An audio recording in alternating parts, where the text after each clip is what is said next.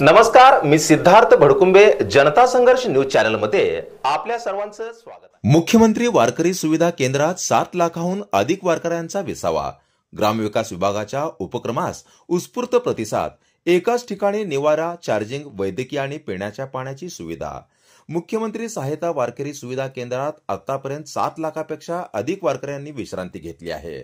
ग्रामविकास मंत्री जयकुमार गोरे यांच्या संकल्पनेतून साकारल्या या केंद्रांना वारकऱ्यांचा उदंड प्रतिसाद मिळत आहे।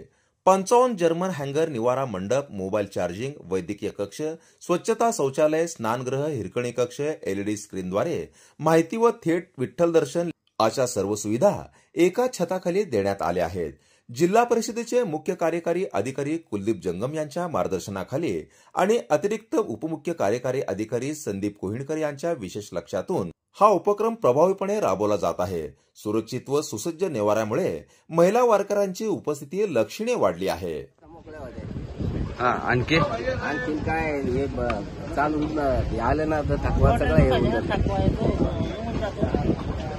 सेवा कशा वाटल्या? सेवा चांगल्या आहे, शासनाच्या इतक्या सेवा आहे, राहायला बी सोय आहे आणि पुन्हा याचं बी हे करायचं मस्त आहे। अशा सोयी कधीच नाही झाल्या।